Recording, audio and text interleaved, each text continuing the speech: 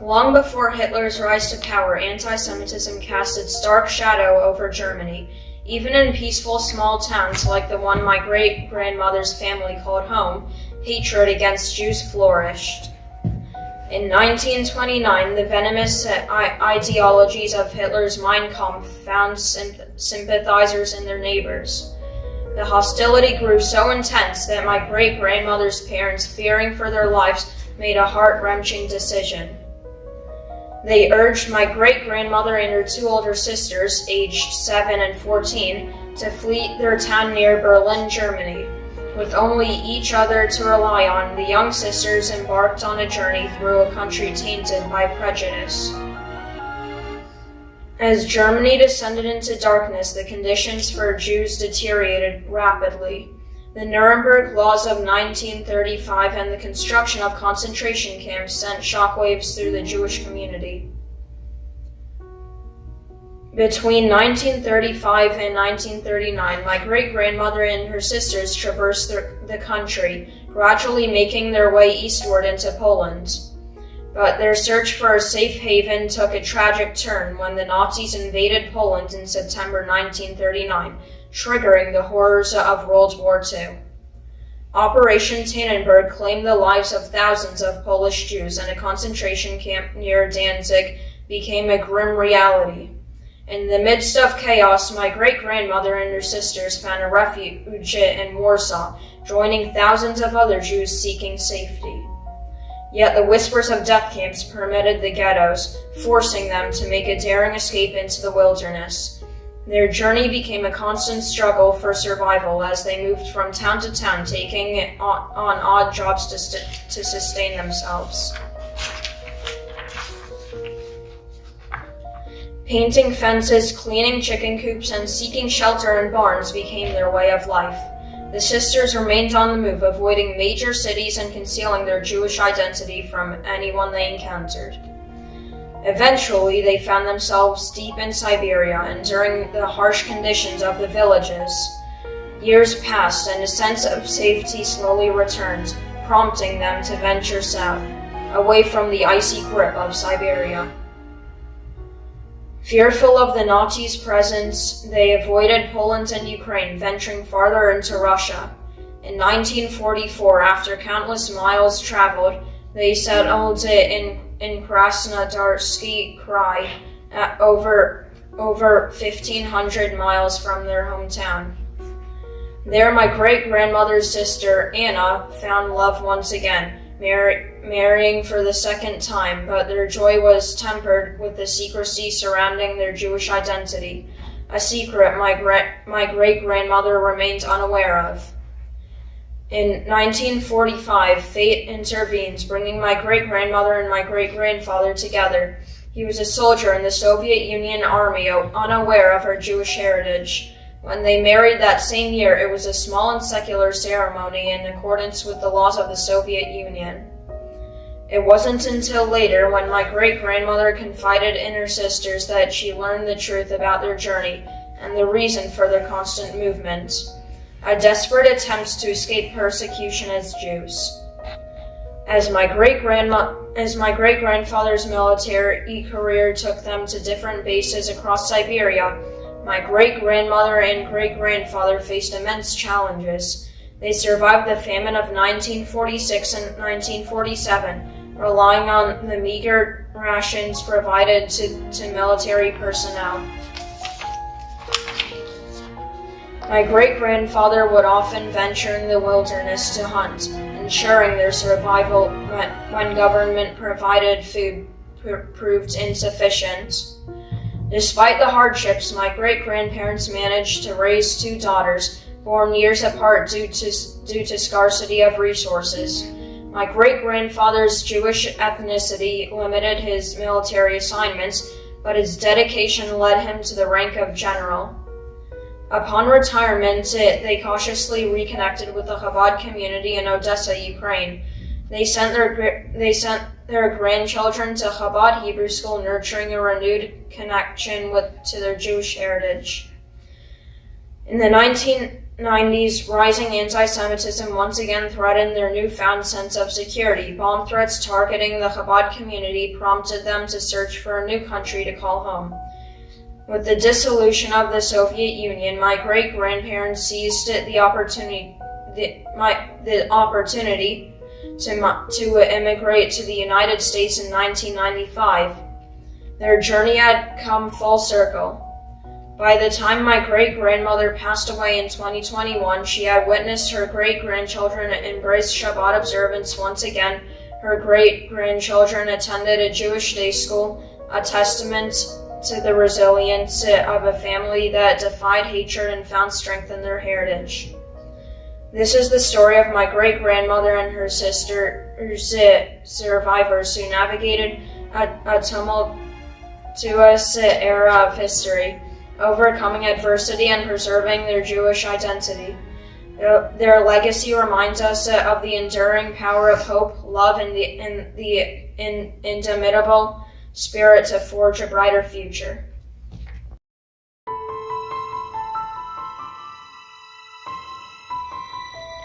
Judith Cranler grew up in Jasina, Czechoslovakia in a wealthy Jewish family with her parents Ephraim and Cecilia Wilder.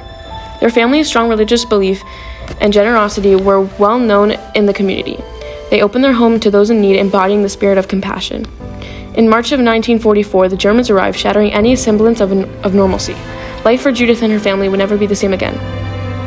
Judith and her family endured the horrors of Auschwitz-Birkenau. Separated from her mother, Judith faced the brutal reality of the concentration camp. Though, through unimaginable suffering and loss, Judith clings to the hope of survival. She follows the advice of a Slovakian girl pretending to be older to avoid danger. Judith's resilience is tested as she endures hunger, exhaustion, and the constant threat of violence, yet she finds strength in the bonds formed with her fellow prisoners. The war finally ends, and the Americans offer Judith a chance to start new, but her determination to return home to Czechoslovakia drives her forward. Judith, now released from the hospital, walks the streets of Prague with a sense of both trepidation and hope. Judith, determined to find her family and reclaim her roots, embarks on a bittersweet journey. With the support of her uncles, Judith continues her quest for healing and connection. She travels to Budapest, where the Jewish Federation provides her with limited assistance. Judith survived the camps. She endured unimaginable suffering. She needed to go home to her town to find her family. Despite facing doubt and suspicion, Judith's unwavering spirit compelled her forward. Judith arrived at her family home, her heart heavy with anticipation. She entered the abandoned house, its once glamorous interiors now stripped bare. In her childhood home, Judith confronts the stark reality of loss. The house and the belongings that held memories and meaning are gone, yet her spirit remains unbroken. Although Judith and her husband couldn't reach America, she found her love and a new beginning in her homeland. Together with her husband, they built a life filled with hope, despite the challenges that still lay ahead. In the shadows of secrecy, Judith and her fellow survivors find solace in practicing their faith, even in the face of persecution. Judith's story stands a testament to the indomitable human spirit, to the resilience that can emerge from the depths of despair. Her journey is a reminder of the strength found in the pursuit of love, family, and a life rebuilt.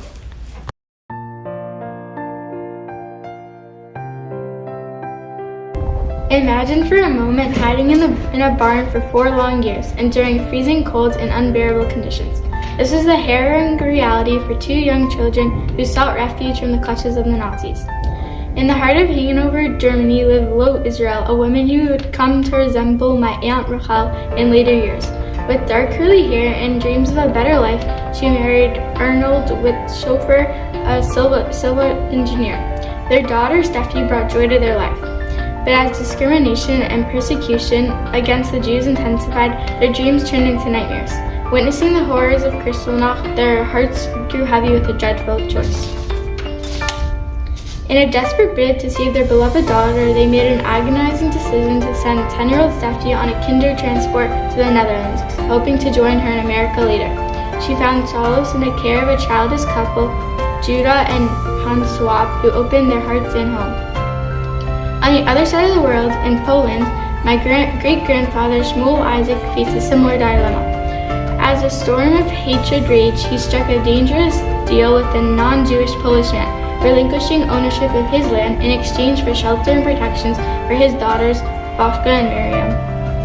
Hidden away in a frigid barn, they endured unbearable cold and sweltering heat, their resistance shining through as they spent weeks without venturing outside. In the face of peril, the Pole man remained steadfast, risking his life to safeguard theirs. Against all odds, Vashka and Miriam survived the war. Their father's sacrifice forever etched in their hearts. They sought a new beginning in America, where Vashka, now a free woman, visited my grandmother in New York, a testament to the enduring bonds of family. In the depths of tragedy, my paternal grandfather's family survived imaginable losses. Benjy Hersch, a fierce advocate for justice as the Secretary General of Juden in Dutchland, fought to defend the rights of her people alongside her husband, Arthur Lithnol, a lawyer and judge in Berlin. Their desire to help others delayed their own escape, and they paid the ultimate price. Deported to Minsk in 1942, they fell victim to the cruelty of the Nazis. Today, two Stolpersteins stand as solemn reminders of their courage and sacrifice. As the tapestry of my family's history unraveled, I discovered my great-great-grandmother, Regina Kramer. Born in Dukla, a town that once thrived in the Austrian-Hungarian Empire, Regina Kramer's journey was marked by the winds of change. Immigrating to America in 1903, she left behind her brother Nathan and his wife Hanka Stern, who settled in Dukla and raised a family of their own. Tragically, Dukla's Jewish population faced a devastating fate. In 1942, the community was ordered to assemble in the town square, where they were cruelly divided into groups. The Intelligesta and sick were shot and buried in a mass grave in Berwick Woods, while the rest, including Nathan, Hanka, and the children, were transported in freight train boxcars to the infamous Belzig death camp, where they ultimately made their untimely end. The Holocaust is part of my family's history, hidden away and rarely spoken of. It was my grandmother's desire to uncover the truth, to delve into our genealogy that brought these stories to light.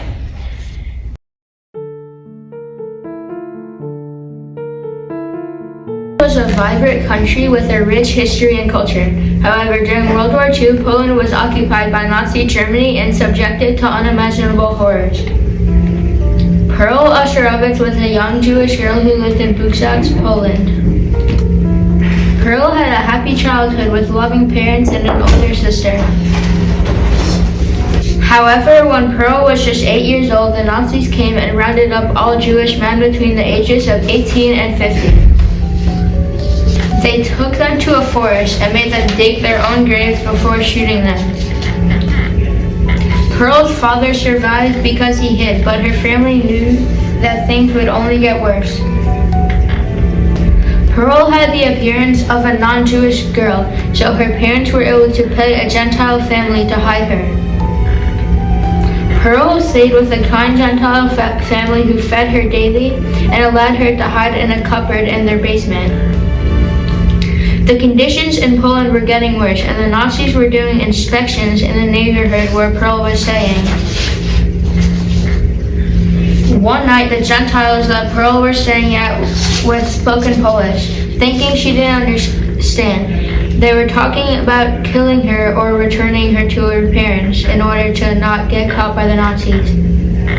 Thankfully, they decided to return her to her parents right before an Action began, where her parents were forced to be deported. During the Action, Perl's father was shot and killed by a Nazi. Perl's appearance and education saved her from the horrors of the concentration camps.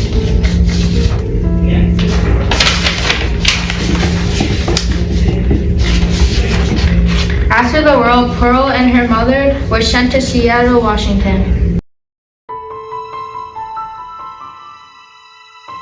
On April 6, 1945, Herbert Kalter had just escaped the Nazis and was experiencing freedom after 3 years of captivity. Herbert Kalter was born on July 12, 1926 in Leipzig, Germany to Oscar and Claire Kalter. He grew up in a middle-class family, attending school, shul, and participating in a Zionist youth program. They lived a content life surrounded by friends in a close-knit community, but everything changed in 1934 when Adolf Hitler became dictator. Their peaceful life began to fade as anti-Semitic incidents increased and stories of violence and discrimination spread. Herbert's father maintained connections with members of the SS, providing some comfort but also complicating the situation. On October 28, 1938, their lives took a drastic turn. They were forced to pack their belongings and were sent to Poland. In Krakow, they found temporary refuge, but they soon moved to Tarnów, where a Jewish family, the Frankels, took them in. As they tried to regain a sense of normalcy, Herbert faced challenges with language and fitting into their new surroundings. Disaster struck when Herbert's brothers Achi and Freddie were taken away. Their letters seeking help to emigrate went unanswered. In July 1939, Herbert's father returned, urging them to leave immediately. They embarked on a treacherous journey toward Russia, but were forced to return to Tarnów due to advancing German tanks. They lived a relatively peaceful life until March 1940, when Nazis began forcefully taking people off the streets. In June 1942, Herbert and his parents were forced into the confines of a ghetto. Life became a constant struggle for survival. They were squeezed into a single room, enduring long, grueling work shifts that often exceeded 12 hours. Herbert's task was preparing typewriters, far from the mechanical work he had hoped for. Despite the risks, Herbert managed to find extra food, sneaking it back to his parents. He took pride in being the family's breadwinner, constantly seeking ways to provide for them. His smuggling endeavors grew bolder as Herbert paid Poles to throw food over the ghetto wall. He even started receiving payment from others who sought his help in acquiring food. One day, Herbert's father came home with devastating news. Herbert anxiously inquires about his mother's whereabouts. Herbert's world shatters as he learns of his mother's fate. He exhausts all efforts to help secure her release, but it's too late. She's lost forever. Herbert and his father are transported to Zebny, a concentration camp in southern Poland. There they join thousands of other Jews awaiting an uncertain fate.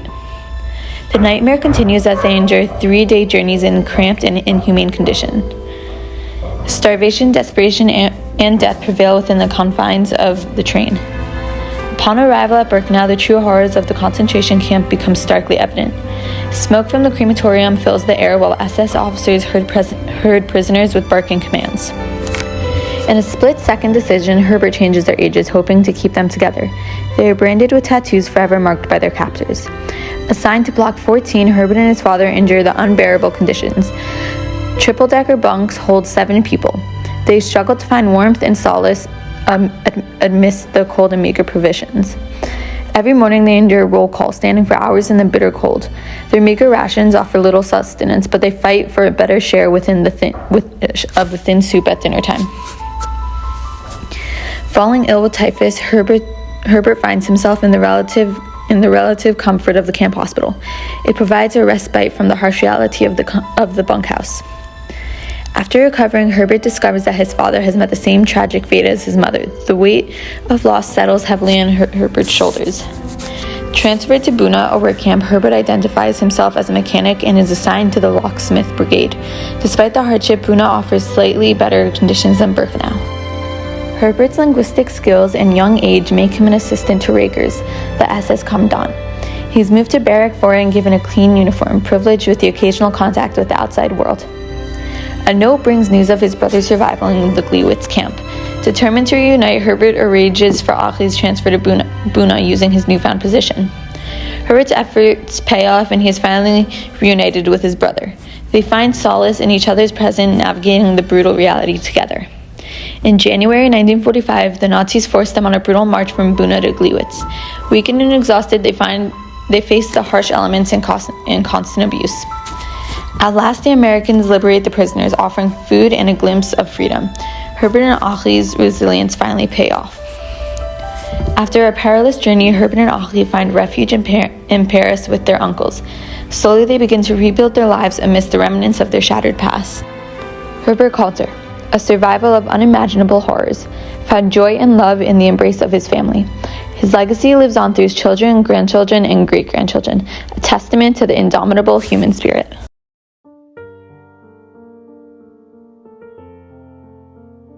Vienna, Austria, a city of beauty, culture, and a rich history. It was here the story of my great-grandmother, Fritzi Gluck, began. Fritzi was the oldest of her 2 sisters and brother, growing up in a loving and supporting family. Her parents, Tuvia and Esther Gluck, cherished her children and led to a prosperous life. But everything changed in March of 1938 when the Germans annexed Austria. The ominous presence of the German soldiers loomed over the city, and fear began to grip the hearts of the Jewish community. Then, in November, the night of Kristallnacht descended upon Austria. Jewish shops and businesses were targeted, destroyed, and lives were in immediate Fritzi's family's lives were in immediate danger. The Gluck family found themselves hiding in a hotel room, fearing for their lives. The Germans pounded on the door, demanding the surrender of any Jews in the hotel. The brave hotel manager saved the lives of the Gluck family, who emerged from the hiding place with gratitude. However, Tuvia knew that they couldn't stay in Austria. He began to plan their escape, a dangerous journey that would take them to Cuba and eventually America. In December 1938, Tuvia left Austria, leaving behind his wife and children. He embarked on a ship to Cuba, holding onto hope and the dream of uniting his family. Tuvia's determination and trust paid off. After months of waiting, visas were granted for his wife, daughters, and son to eventually join him in Cuba. The Gluck family traveled on a ship to Cuba, enduring hardships and hunger in the third-class steerage, but they were fortunate to receive help from a compassionate woman in first class, Mr. Hess. After a year in Cuba, the Hebrew Immigration Society brought the Glucks to Miami, Florida. Esther and her children started a new life in America, while Tuvia awaited their turn to join them. The Glucks family settled in New York City, facing the challenges of building a new life in America. Fritzi, my great-great-grandmother, excelled in her studies and worked hard to support her family. Finally, in March 1944, Tuvia was granted entry into the United States and reunited with her family. Fritzi and her family faced many challenges in their new home, but they persevered. Opa, as Tuvia, was affectionately known, started a small diamond business in New York City, utilizing the skills he learned in Cuba. Fritzi's academic prowess led her to be transferred to an academic school, where she continued to excel in her studies. The Glucks family worked hard, with the children taking on jobs after school to support the family. Years passed, and the Glucks family thrived in their new home. Fritzi went on to build a successful career, contribute to her community, and raise a loving family of her own. Though Fritzi since has passed, her memory continues to live on in the hearts of her grandchildren and great-grandchildren. We continue to commemorate her bravery, resilience, and legacy she left behind.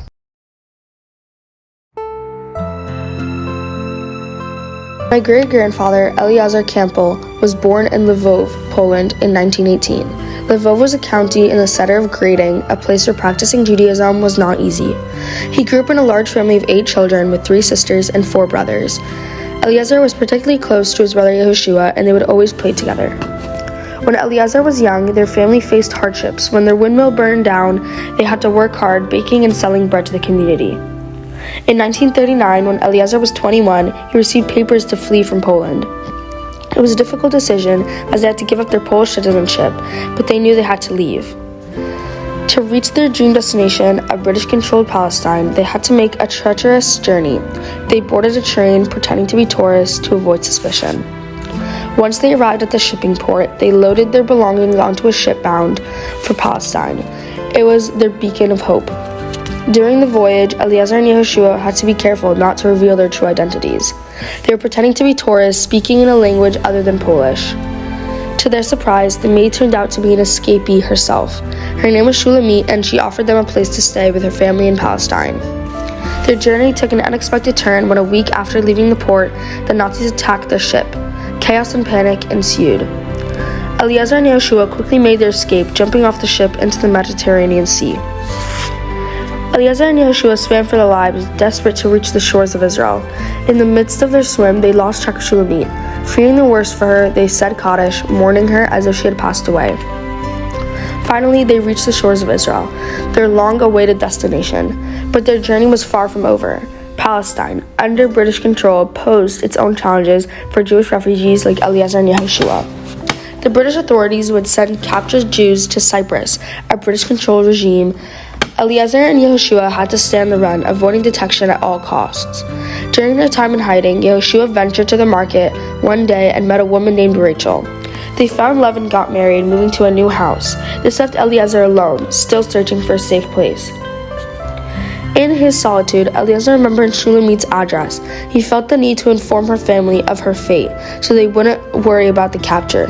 With determination, he packed his belongings and embarked on a journey to find her home. However, fate had other plans. As he walked, Eliezer encountered a British officer who stopped him, questioning his presence. Fear gripped Eliezer and instinct took over. Eliezer managed to outrun the officer, finding refuge in a small forest where he spent the night. The next morning, he continued his journey to Shulamith's house. When Eliezer reunited with Shulamith, their connection grew even stronger. They spent hours talking, catching up on their respective journeys.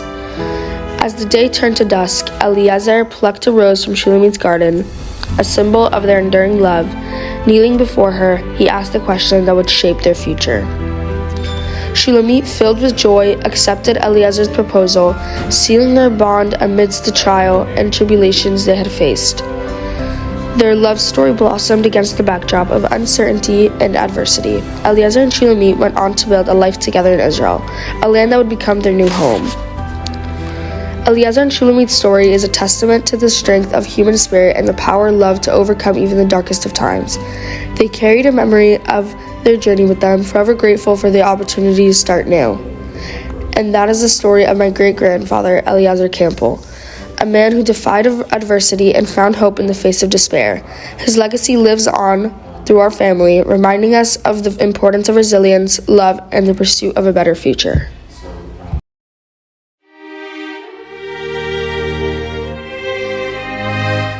We focus on a group of Jews whimpering and screaming in terror.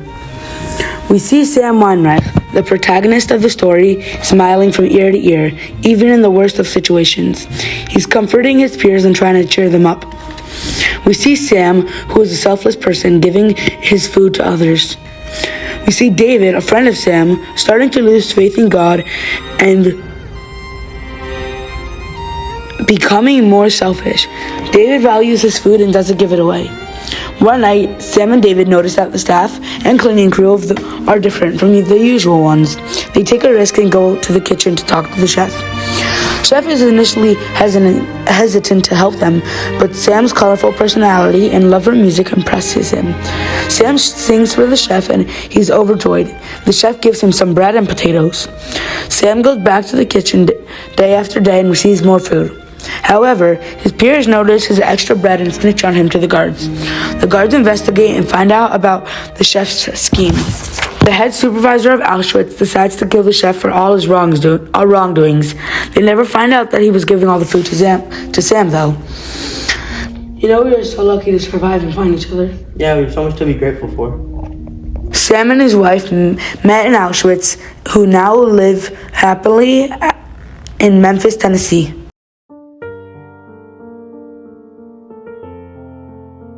South Africa, during the early 2010s, the country was experiencing significant political and economic challenges, political unrest, and economic instabilities, were prevalent, causing many families to seek opportunities elsewhere. The MacLeod family, led by Robert and Taryn MacLeod, found themselves contemplating a new life beyond the border of South Africa. As Robert traveled to Australia, he witnessed the stark contrast between South Africa and the rest of the world. The desire for change grew stronger within him. In August 2012, the MacLeod family immigrated to Boca Raton, Florida. Their journey marked the beginning of a new chapter, but it was without its challenges. The exchange rate made it difficult for the family as their savings dwindled rapidly. Even with the support of their grandmother, they faced financial hardships.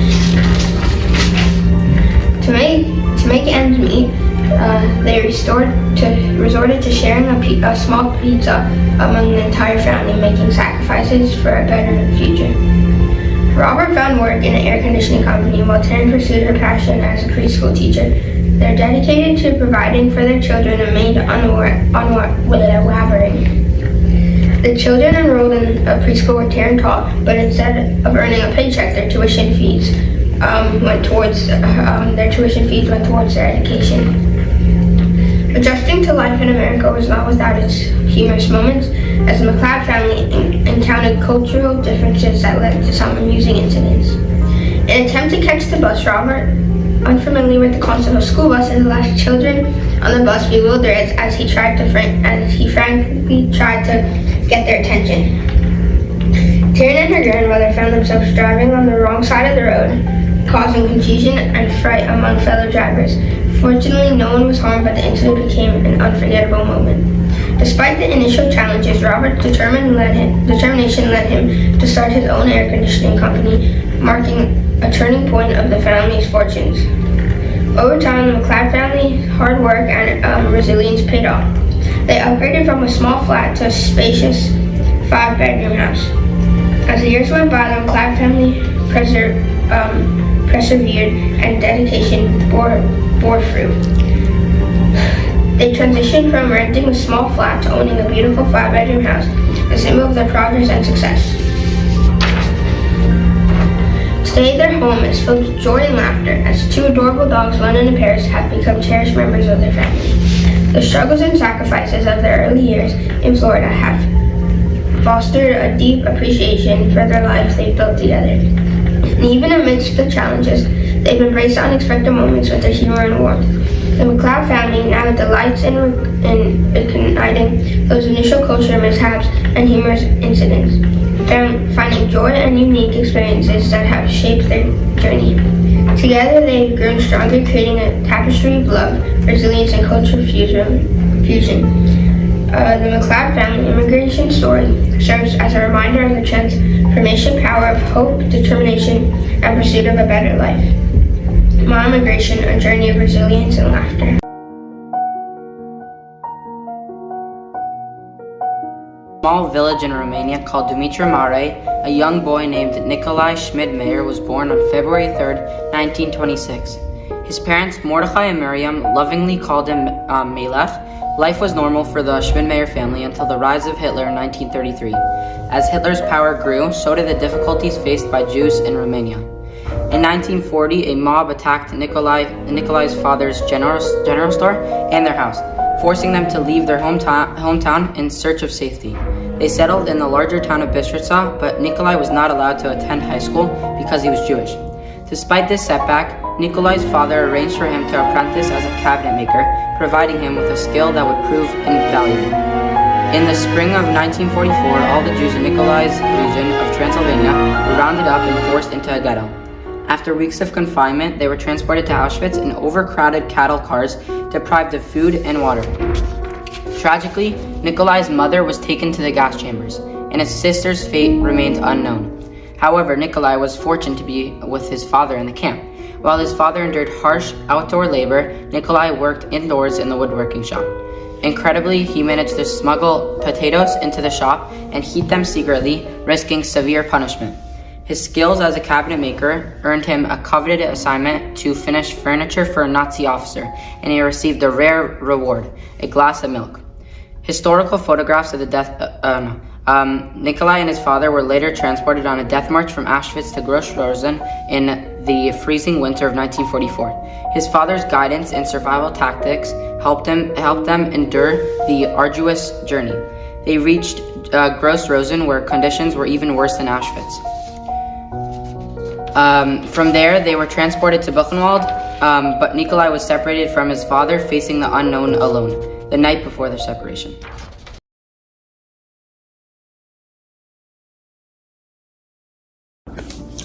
As war loomed over Europe, the world was covered in darkness. Everyone's hearts were filled with sadness and fear of what was to come, but sadly, what was to come was something that can never happen ever again.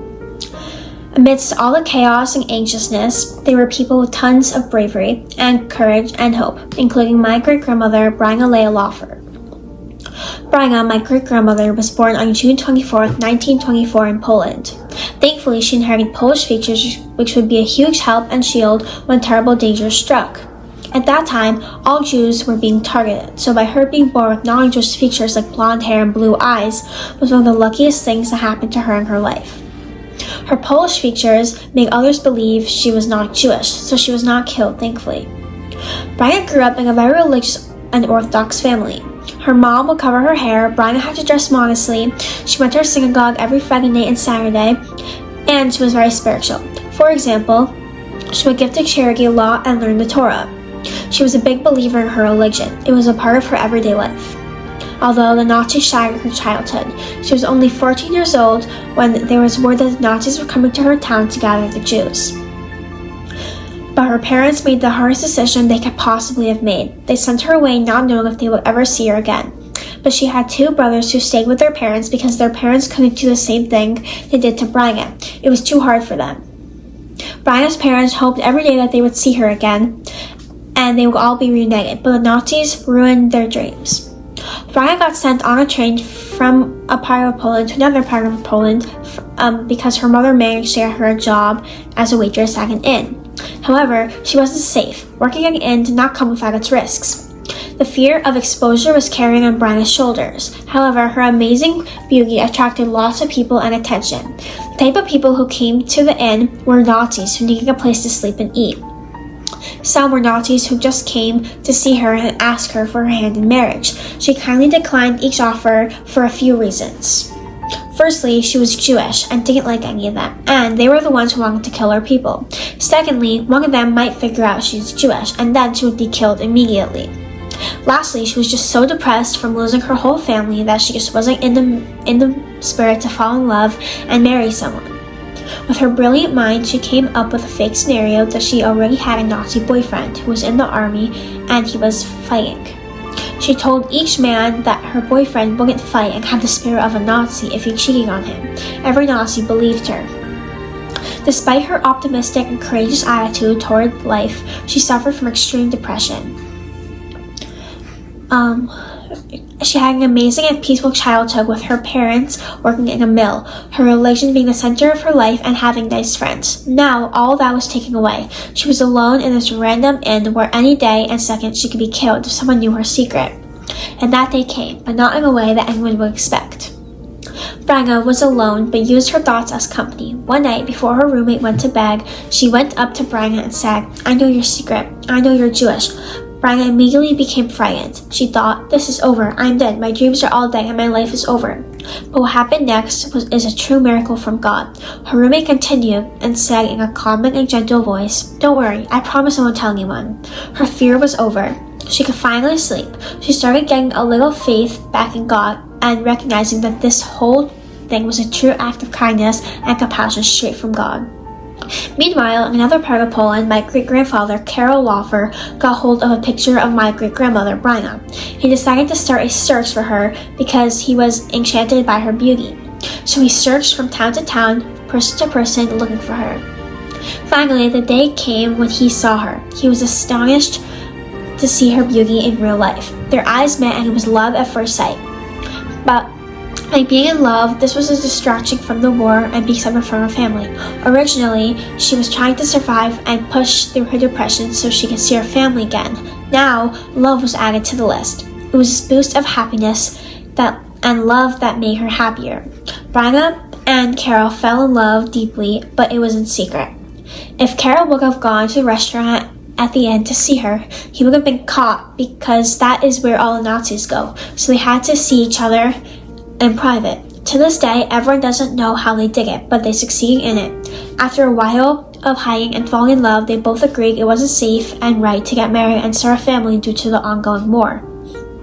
Toward the end of the war, Bryna got good at hiding her identity by adapting and learning a lot of languages fluently with the help of her roommate keeping her identity hidden.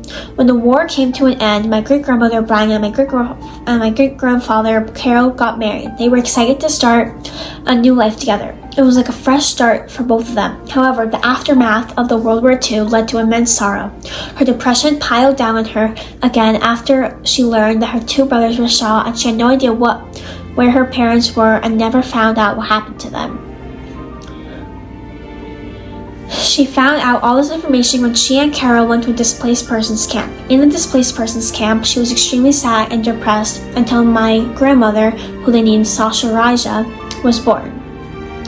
My grandmother brought happiness to Bryna. She finally felt like she had a family again. With dreams of leaving the war-torn environment and building a safe and new future, my great-grandmother Bryna envisioned moving to Israel and living on a peaceful kibbutz on the beach. Although my great-grandfather, Carol, the more logical one, envisioned them living in America for a better life and job opportunities to support their new family. After being sponsored by distant family members living in New York, they embarked on a plane journey. But the plane was far from a smooth ride. There was such bad turbulence. It was a very scary experience because the plane almost broke down multiple times. But with the help of God, they miraculously survived and made it to Brooklyn, New York. In New York, it was very hard because both of them didn't speak the language. Therefore, they had to go to night school. Thankfully, their determination for a better life emerged. Bryna gave birth to another son, Stevie, and with them all being together as a happy family, they built cherished memories. Bryna's journey of survival was an incredible story. She faced fear, warnings, surprises, and horrible news, although she continued to never lose hope. Every scary situation, she always had the thought in the back of her mind that one day she would be safe with her family. She's a straightforward example of what the word optimistic means. Always finding the best in everything. My great-grandmother overcame immense hardship, but she emerged as an extraordinary woman who turned pain and bad experiences into a loving, caring family who would try to live up to the kind of amazing person she was. Her story will forever be remembered in our hearts, inspiring us to honor her memory and carry her story forward.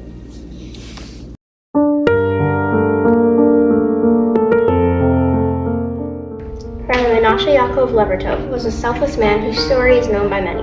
A story that's made its way into a movie, Schindler's List. But to me, he's more than just a movie character. He is my great-grandfather.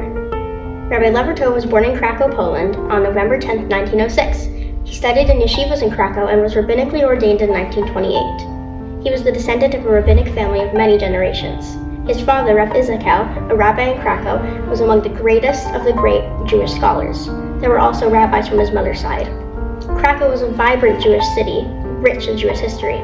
But when war broke out, everything changed. Rabbi Levertov was separated from his wife and sons who were 8 and 4 years old when the war broke out and were ultimately killed.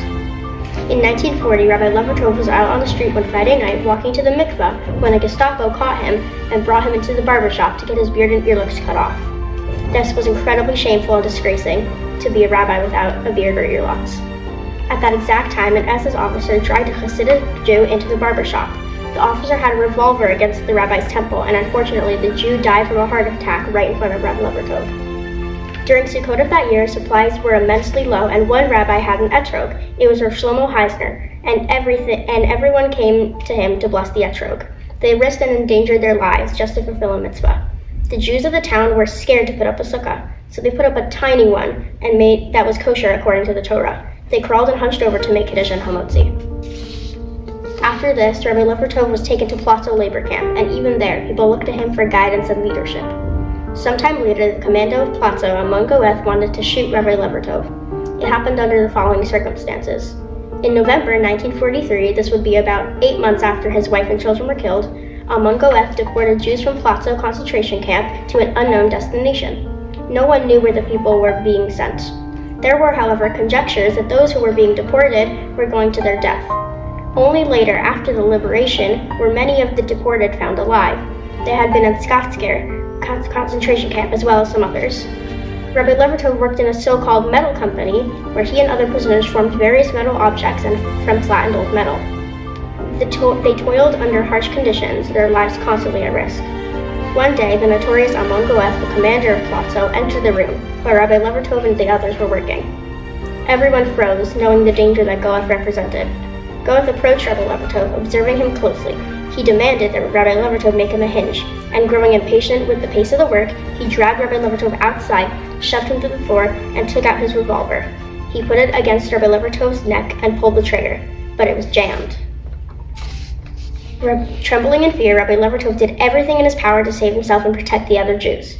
Goeth pulled the trigger again, but still, the gun was jammed. He even tried somebody else's, but still jammed. Rabbi Levertov took this as an opportunity to explain that the hinge machines were being recalibrated that morning, and he and the other Jews were temporarily assigned to shoveling coal until the machines were back up and running. Amon Goeth, skeptical but momentarily intrigued, asked Rabbi Levertov to show him the pile of shoveled coal. As he surveyed the scene, Goeth made a callous remark suggesting that Jews wanted something from nothing. Enraged by his gun's failure to work and the rabbi's persistence, Amon Goeth resorted to physical violence. He threw his revolver on the floor and struck Rabbi Levertov with his fist, leaving him bloody and battered. Despite the brutal beating Rabbi Levertov endured, his spirit remained unbroken and his resolve to protect other Jews never wavered. Though the story about the coal was a lie, Rabbi Levertov persisted and kept himself and the other Jews alive. Oskar Schindler, a German industrialist determined to save as many Jews as possible, formed a deep friendship with Rabbi Levertov. The rabbi's courage and compassion inspired Schindler's efforts to rescue Jews' lives. Although I never got to meet my grandfather, his legacy continues to inspire me and countless others around the world. Rabbi Menashe Yaakov Levertov, a man of unwavering faith and indomitable spirit, remains an eternal symbol of resilience, selflessness, and the enduring power in hope of facing unimaginable darkness. His story serves as a testament to the strength of the human spirit and a reminder of the importance of compassion and bravery, even in the darkest of times. May his memory continue to inspire us all.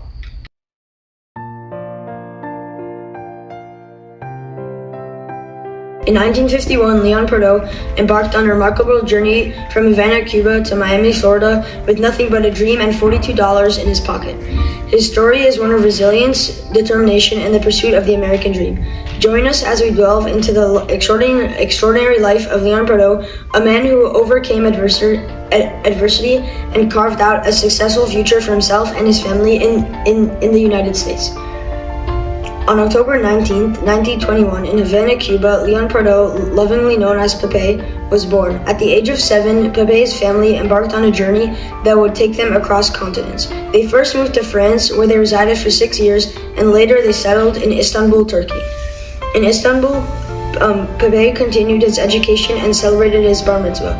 It was a vibrant and diverse city that exposed Pepe to different cultures and languages. At the age of 26, he married Yvette Barak Abraham, whom they affectionately called Mame. Seeking a fresh start and better opportunities, Pepe and Mame made the decision to relocate to Havana, Cuba. The political landscape in Cuba took a dark turn with a coup d'etat led by General Batista. The upheaval and uncertainty compelled Pepe and many others to seek a way out of the country. In a bid to escape, Pepe sold his pharmacy at a considerable loss and boarded a boat with his wife and their daughter, Dina. In April of 1951, Pepe, Mame, and Dina arrived in Miami, Florida with hope in their hearts and $42 in Pepe's pocket. But their journey was far from over. Pepe had a prepaid train ticket to Monterey, California, where his brother Jimmy resided and could provide support. The train ride itself would present its own challenges and confrontations with discrimination. The train ride from Miami to Monterey was a grueling experience for Pepe and his family. They endured cramped conditions and encountered the harsh reality of discrimination when they stumbled upon a restroom sign that read, "No Jews and blacks allowed in New Orleans." Upon arriving in Monterey, Pepe wasted no time in seeking employment. He found a job at the American Can Company where his duties involved cleaning up the trash at a sardine can manufacturing factory. However, the meager wages and small-town life prompted the Pardau family to move once again, this time to Los Angeles, California. In Los Angeles, Pepe's determination and language skills opened doors for him. He secured a job at a prestigious pharmacy, leveraging his prior experience in Havana's pharmaceutical business. Pepe's linguistic talent included proficiency in 6 languages, helped him excel in sales and attract a significant customer base, including tourists. He became one of the top salesmen at the pharmacy, impressing his bosses with dedication and success. Pepe's success caught the attention of Christian Dior, a renowned fashion and beauty company. Recognizing his exceptional salesmanship, the president of Christian Dior himself sought to meet the man behind the booming business. Pepe's career took a remarkable turn as he landed a job with Christian Dior, working their prestigious brands and expanding his horizons even further. As Pepe flourished professionally, his family also grew. Mame gave birth to their second child, Stuart, and the Pardau family continued to thrive in their new home. Pepe's relentless pursuit of success was fueled by his burning desire to provide a better future for his children and grandchildren. Today, at 101 years old, Pepe's desire for achievement continues to burn brightly. Despite his age, he remains an inspiration to his loved ones and those who hear his remarkable story. His unwavering determination led him from working at a sardine factory to becoming a top salesman at Christian Dior.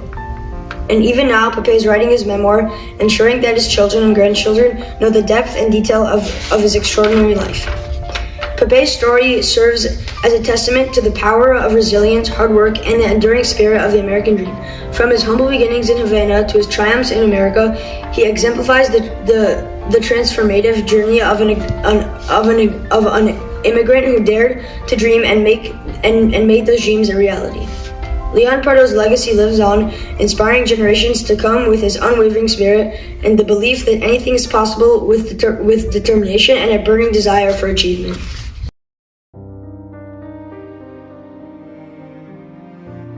Poland, the place where Ira Poser, my grandfather, was born in 1941, but his story starts with my great-grandfather, Mayer Shmuel Poser.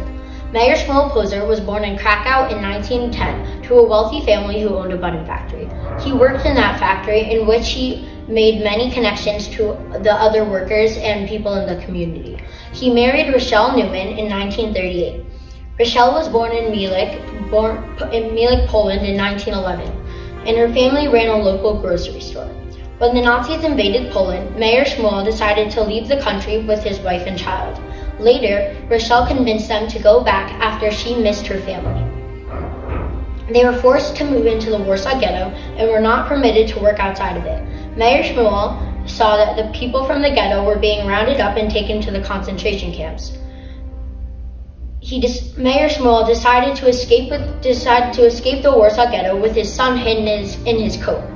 Mayer Shmuel gave his son, my grandfather, to a Christian family who he had made connections to because they were employees in the button factory, and they raised him as their own son for 3 years. Many years later, they were honored for what they did and had a tree planted in Yad Vashem in their honor as one of the righteous Gentiles who saved Jewish children during the war.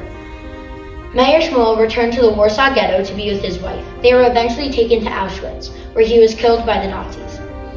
Rochelle survived and eventually was liberated by the Allies in 1945. After a few months in a displaced persons camp, she went looking for her son. She found him and took him to the DP camp. After a few months, they were sponsored by a distant cousin in America and moved to New York to start their new lives. My grandfather and great-grandmother settled in Manhattan, where they had to adjust to a new life with no money and no family. My grandfather went to a local public school and learned English, while my great-grandmother became a bookkeeper. After a few years, they moved to a Jewish community in Queens. My grandfather went to a local yeshiva for all elementary and middle school. Life was hard for them, but they kept everything inside. Ira Poser's story is a testament to resilience and of the human spirit and the power of hope. Thanks to him and his parents, my family is around today.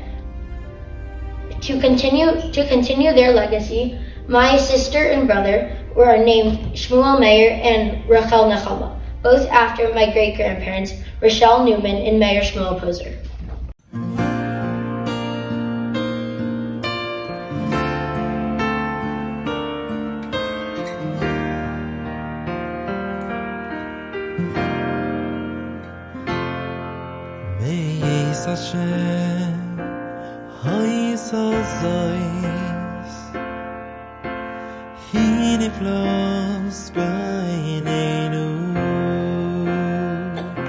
Thank goodness you were there. You saved my life. That was the moment when my father, Herschel Scher, became a hero in my grandmother's eyes. It was a joyous occasion. My parents' Sheva Brachos party, and a chicken bone mishap turned into a life-saving moment. As my grandmother choked on a chicken bone, my father sprang into action, using his knowledge of the Heimlich maneuver to dislodge the bone and save her life. I will be forever grateful to your father for that day. His quick thinking and medical expertise saved my life. This incident sparked my curiosity about my father's journey to becoming a doctor and his life in South Africa. On January 31st, 1959, in Durbanville, South Africa, Herschel Scher, my dad, was born into a small Jewish community. Despite being one of only a few Jewish families in the area, Herschel had a typical childhood. He played with toy cars and dreamed of the future. But in the 6th grade, everything changed when Herschel discovered his passion for medicine and helping people. Guys, when I'm older, I want to be a doctor. I want to help people and be the best doctor in the world. Herschel faced a heartbreaking tragedy when his mother, aunt, and grandmother died in a car accident during his adolescence. Despite the immense loss, he found support from his older brothers and eventually gained a stepmother whose name was Miriam. With a determined spirit, Herschel studied tirelessly throughout high school, always keeping his dream of becoming a doctor at the forefront of his mind. His hard work paid off when he gained admission to the University of Cape Town's medical school. During his medical school years, Herschel went above and beyond by making home visits to patients regularly in a challenging neighborhood known for poverty and gang violence. After completing his medical studies, Herschel fulfilled his duty in the South African National Army, where he witnessed acts of violence and worked in a remote pediatric clinic. To further his professional goals, Herschel embarked on a journey to the United States, landing at Cedar Rapids, Iowa. He completed a fellowship in pediatric pulmonology at the University of Iowa Hospital and a residency at Long Island Jewish Medical Center in New York. Herschel then worked as a pediatric pulmonologist at Children's Hospital of Oklahoma in Oklahoma City for 2 years, facing the challenges of being an Orthodox Jew in a community with limited resources for kosher food and few friends. Life as a single Orthodox Jew in Iowa and Oklahoma City had its challenges, but Herschel persevered, dedicated to his profession and the patients he served. However, Herschel encountered a major hurdle in his journey when his green card approval took an unexpectedly long time. While waiting anxiously for years, he feared that leaving the United States to attend his stepmother's funeral in South Africa would jeopardize his chances. Through the help of an immigration attorney, Herschel's lost residency application was found and pushed through, granting him the long-awaited green card. It was during a visit to his aunt and uncle in Florida that Herschel heard about the opportunities and the positive aspects of living in the United States of America. Moreover, the political unrest in South Africa during the 1980s and early 1990s, with protests, violence, and the collapse of the apartheid, influenced Herschel's decision to seek a new life in the United States. After marrying my mom, Dovi Holczer, in 2001, my dad set his sights on another goal, becoming a U.S. citizen. He went through a lengthy application process, patiently waited, and successfully passed his citizenship test. In a heartwarming ceremony in Miami, Florida, my dad proudly took the citizenship oath, pledging his allegiance to the United States of America. We celebrated this milestone as a family, enjoying a delicious red, white, and blue American flag cake.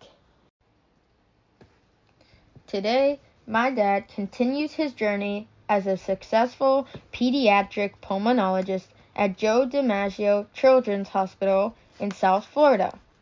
Each day, he saves countless lives and fulfills his dream of making a difference in the lives of children. But beyond his professional achievements, my dad is my hero.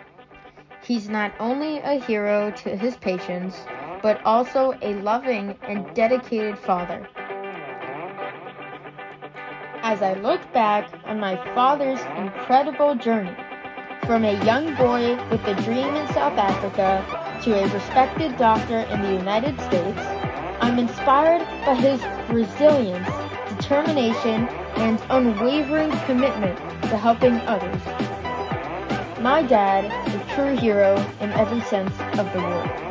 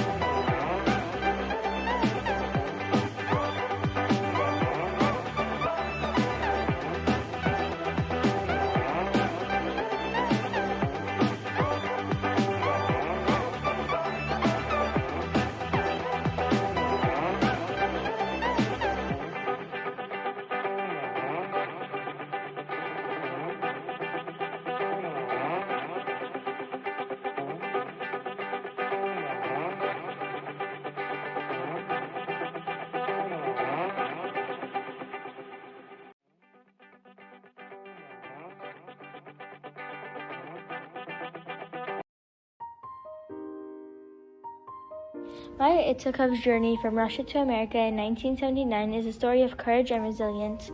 Her journey is a testament to the challenges faced by immigrants and the strength it takes to overcome them. In this documentary, we will explore Maya's life, her struggles, and how she managed to build a new life in America. She was born in Russia in 1961. Her childhood was marked by poverty and discrimination. Growing up as a Jewish child in the Soviet Union was not easy. She was denied many opportunities due to her ethnicity, including her access to a higher education. In 1979, Maya decided to leave Russia. Her decision was driven by the desire to escape poverty and discrimination. Maya, along with her family and young siblings, made the dangerous journey to Vienna, Austria, where they applied for refugee status in the United States. Maya's family arrived in New York in 1980. The adjustment to a new country was not easy. Maya faced many challenges, including language barriers and financial difficulties. However, she was determined to succeed. Maya found work as a bookkeeper and later became a successful businesswoman. Her success in America did not come without sacrifices. She had to leave behind her family and friends in Russia, and she faced discrimination and prejudice in her new country. However, Maya's story is an inspiration to many immigrants who have faced similar challenges.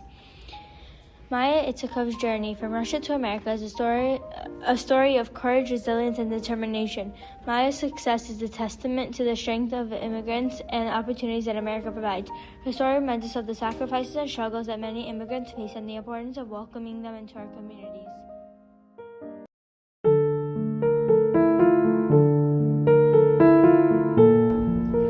Regina Farman, a name that echoes through generations, a testament to strength and resilience.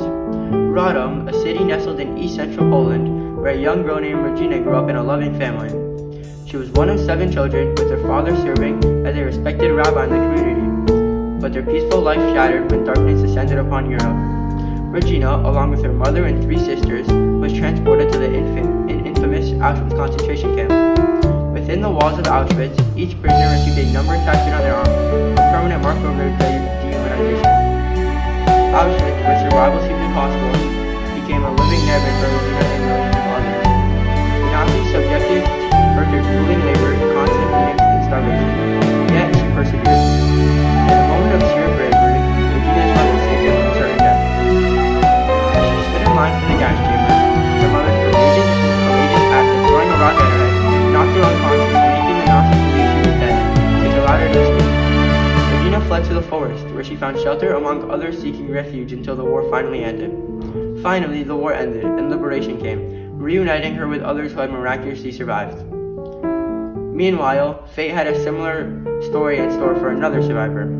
Isaac Farman, my great-grandfather, can be seen in a picture displayed at Yad Vashem in the Washington Holocaust Museum. In the aftermath of the Holocaust, Regina and Isaac crossed paths, 2 souls who had endured unimaginable horrors. Together, they built a new life, determined to honor the memory of their lost loved ones. Regina's legacy lives on through her children and grandchildren, each carrying her name as a symbol of strength. Her story inspires us, reminding us of the resilience of the human spirit even in the darkest times.